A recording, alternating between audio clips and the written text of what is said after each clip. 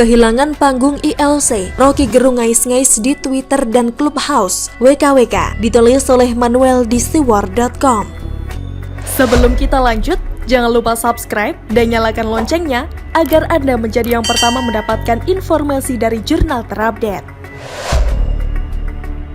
Roky Gerung mengatakan kekurangan Anies adalah banyak cebong dan buzzer yang tidak punya otak, dan jika mereka punya otak, mereka akan melihat kualitas yang otentik dari seorang pemimpin. Orang dungu bersama orang dungu. Logika deduktif saya dalam melihat Roky, manusia separuh lelaki itu makin tajam. Roky ini jelas-jelas mengatakan Anies pemimpin yang otentik, seperti nature-nya yang juga otentik. Dia ada separuh betul. Otentik dungunya, Roky dan Anies sama-sama otentik gagal. Satu gagal urus kota, satu gagal bina rumah tangga, dan lebih memilih untuk menikmatinya sendiri. Hehe. Selama ini kita tahu bahwa Anies ini sudah gagal, dan keberadaannya di DKI Jakarta merupakan keberadaan yang tidak ada faedahnya bagi masyarakat banyak. Bahkan, lebih banyak memberikan mudarat dan kerusakan, baik secara lahir maupun batin. Inilah otentisitas dari Anies yang adalah gagal. Kegagalan dan Anies adalah dua kata yang bisa identik. Keberadaan dia adalah kegagalan bagi dunia demokrasi di Indonesia. Demokrasi yang menjadi ajang kebebasan berpendapat menjadi ajang pemaksaan pendapat. Pendukungnya yang kebanyakan FPI dan HTI yang merupakan ormas teroris menjadi senjatanya dalam menghajar pluralisme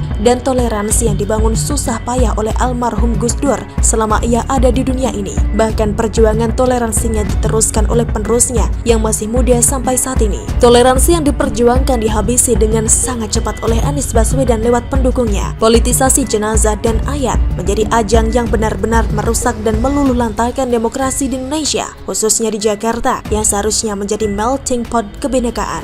Roky Gerung yang kehilangan panggung ILC mengatakan Anies adalah orang yang otentik dalam memimpin ibu kota, menyindir bahwa Anies tidak memiliki buzzer dan cebong yang otaknya tidak ada, karena jika ada, dia akan melihat kepemimpinan yang otentik. Banjir parah yang terjadi menunjukkan otentisitas Anies dalam kegagalannya. Inikah yang dibangga-banggakan oleh si Roky Gerung, si narasumber ILC yang sudah kehilangan panggung dan main-main di Clubhouse? I were there, papi, hihihi. Roky Gerung sering sekali mendungu-dungukan objek yang ia buat sendiri dengan logikanya yang sempit namun mau dianggap luas. Katak yang hidup dalam tempurung, merasa bahwa cakrawalanya, ya tempurungnya, merasa memiliki cakrawala, tapi ternyata Roky Gerung adalah katak dalam tempurung. Lumayan ya biramanya. Atau memang Roky dilahirkan untuk menjadi pecundang dan gelandangan politik? Ya bisa saja. Menggunakan gelarnya yang ia bikin-bikin sendiri sebagai filsuf, ia merasa bahwa filsuf yang ada selalu mengkritik pemerintah. Padahal kalau mau bicara filsuf, ya seharusnya tugas utamanya bukan mengata-ngatai pemerintah, melainkan memberikan pemahaman agar memunculkan masyarakat yang cerdas, alias intelligent society. Sayangnya, Roky Gerung adalah manusia yang ada di kubu dungu society. Dia bersama-sama dengan Anies bekerja sama untuk merusak tataran demokrasi, melawan Pancasila dan menghancurkan sendi-sendi kebinekaan.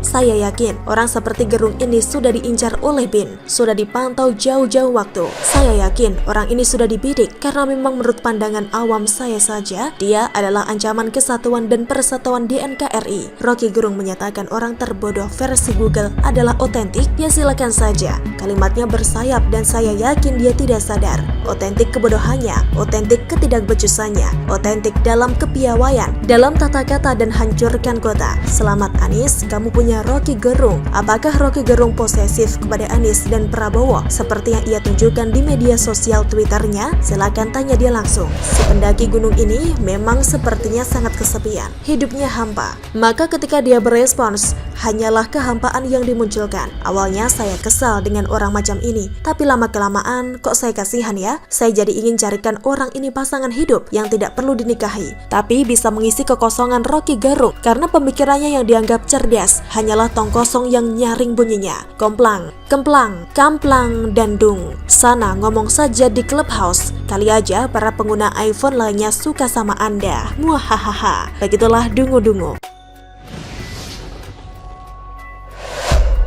Roky Gerung ternyata takut pada Jokowi. Kesombongannya rontok seketika. Ditulis oleh Erika Ebener di siwar.com.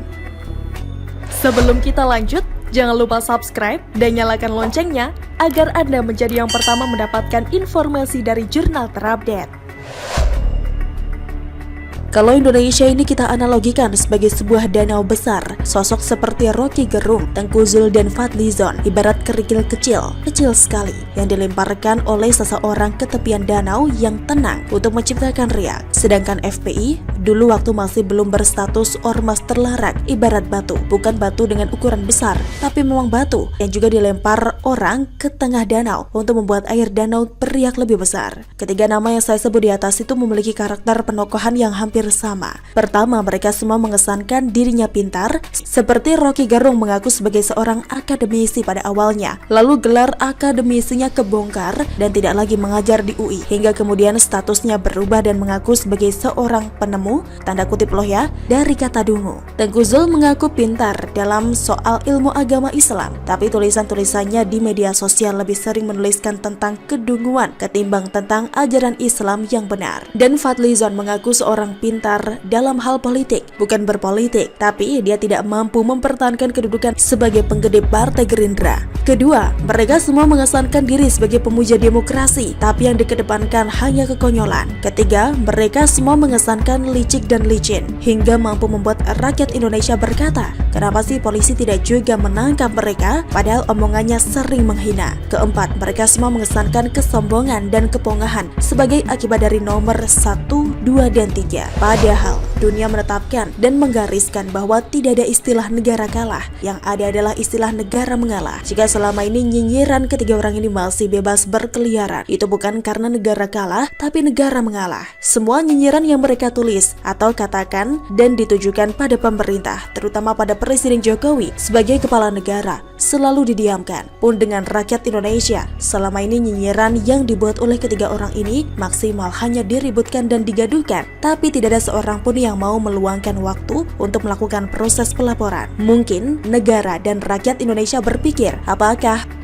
padan melaporkan mereka ke kepolisian? Karena yang namanya proses pelaporan itu pasti membutuhkan tenaga, waktu, dan uang. Sikap malas negara dan rakyat Indonesia untuk memperkaya mereka jelas dipahami oleh ketiga orang ini. Itu sebabnya semakin hari kepongahan mereka semakin menjadi. Tapi kawan-kawan, ketika ada pihak baik dari negara maupun dari rakyat Indonesia yang serius mau melaporkan nyinyiran mereka ke kepolisian, niscaya mereka akan ketakutan. Karena pada dasarnya tidak ada seorang pun yang berani berhadapan dengan hukum pidana ketika mereka atau kita sadar bahwa apa yang dilaporkan memenuhi unsur pasal pidananya. Terlebih jika media terlibat dan memblow up berita pelaporannya, niscaya polisi pun tidak akan punya banyak pilihan kecuali memproses laporannya secara terbuka. Dan itu yang terjadi pada Rocky Gerung sekarang. Rocky Gerung yang selama ini dikenal sebagai seorang yang selalu nyinyir pada Presiden Jokowi, sekarang ini sedang dalam kondisi ketakutan yang akut karena munculnya berita ada orang yang serius melaporkan pernyataannya yang mengatakan bukan Undang-Undang ITE yang mesti direvisi, tetapi otak Presiden. Dalam ketakutannya, Rocky Gerung berdalih bahwa dirinya sama sekali tidak sedang menghina Jokowi. Dia tidak pernah mengatakan bahwa otak Jokowi yang harus direvisi, dia hanya mengatakan bahwa otak Presiden yang harus direvisi.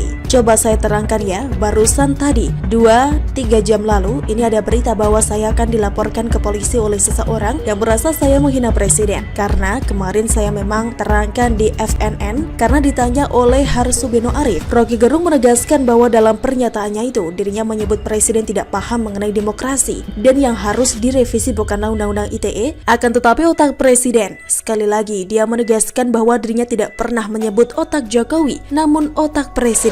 Ibarat keluar dari mulut buaya masuk mulut singa. Kepintaran, kesombongan, dan kelicikan seorang Rocky Gerung berubah seketika menjadi sebuah kedunguan. Rocky Gerung yang selalu mengesankan dirinya tahu dan paham akan segala hal termasuk hukum tiba-tiba kepleset dengan omongannya sendiri. Karena pada dasarnya menghina Presiden dengan mengatakan otak Presiden yang harus direvisi, Rocky Gerung akan dihadapkan dengan pasal penghinaan Presiden yang deliknya umum, di mana tanpa laporan pun penghinaan Presiden hukumnya bisa langsung diproses. Sedangkan jika Rocky Gerung mengaku menghina Jokowi, maka Rocky Gerung akan dihadapkan dengan pasal penghinaan KUHP yang deliknya aduan, di mana si korbanlah yang hanya bisa melaporkan. Coba kalau Rocky Gerung tidak menggarisbawahi bahwa yang harus direvisi itu adalah otak Presiden, atau merubah pernyataannya bahwa dia mengatakan otak Jokowi yang harus direvisi, mungkin Rocky Gerung akan selamat. Karena saya pikir Jokowi sebagai pribadi tidak akan merepotkan diri untuk melaporkan sebuah kerikil kecil seperti Rocky Gerung ke kepolisian. kecuali jika Jokowi iseng. Tapi dengan penekanan yang dia berikan bahwa yang harus direvisi adalah otak presiden, maka tanpa laporan dari pihak manapun polisi akan bisa langsung memproses hukum penghinaan presiden yang dia lakukan. Bayangkan saja bagaimana otak, server atau sumber kecerdasan manusia bisa direvisi. Menyatakan otak presiden harus direvisi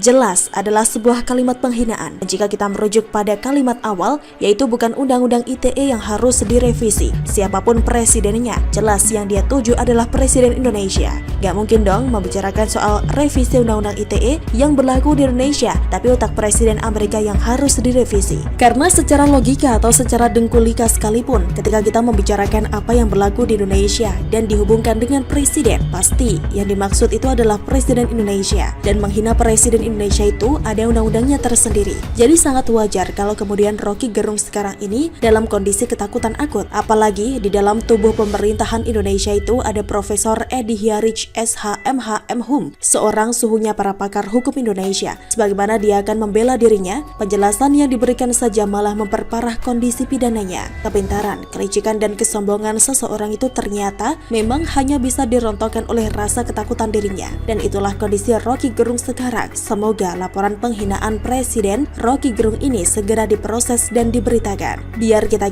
bisa mau puas dia secara massal. Bagaimana menurut Anda? Silahkan tulis komen Anda di kolom komentar. Jangan lupa untuk like, subscribe, dan share. Hargana pamit, sampai jumpa.